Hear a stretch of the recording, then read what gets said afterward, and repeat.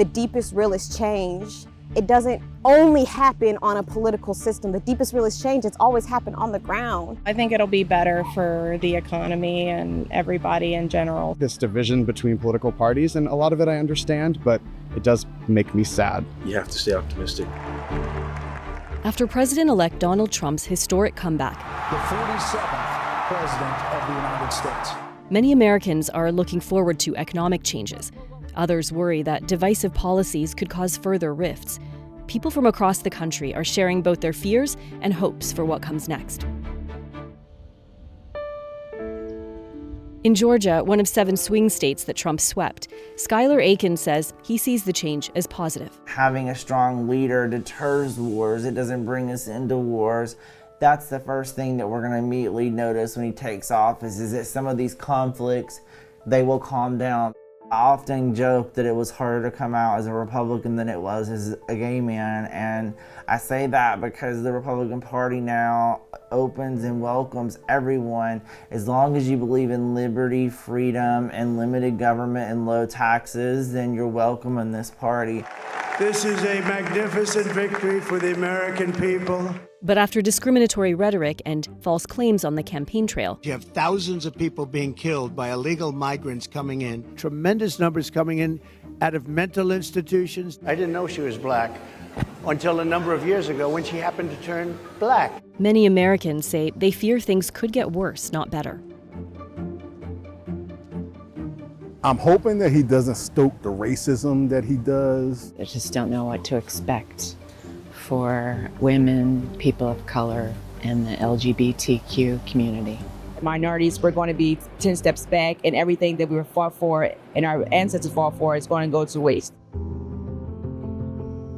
Here on the steps of the Lincoln Memorial is where Martin Luther King Jr. gave his famous "I Have a Dream" speech in 1963. Now, more than 60 years later, his son says he hopes his father's words won't be forgotten. My dad used to say that there's a moral compass and the pendulum will swing one way and then has to swing back. How do you think the country can move forward? Most people want to be heard. Yes, they want you to act too. But we've created a scenario where people's voices are not heard. People's concerns are not heard. I hope that we as a nation understand our destinies are tied together, and that extends to the world. One concern on a lot of minds, the economy. Cheaper housing and cheaper taxes, just being able to do stuff that I haven't been able to do in the last 4 years, like the price of food has gone ridiculous, and hopefully it goes back down. The economy is what's important to me right now. In multiple polls, the economy was ranked a top issue for voters before and after the election. We really have 2 countries here.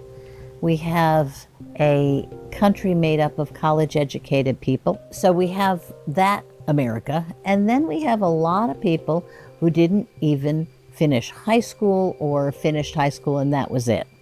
And they find in this economy their economic opportunities are quite limited. How does the country now come together after all this division? Well, here's the irony, is that I think it may come together during the Trump era. My guess is that Joe Biden's economic stimulus will be hitting counties and towns around America during Donald Trump's term. And I think a lot of Trump's people will feel better, and they will credit him with doing it.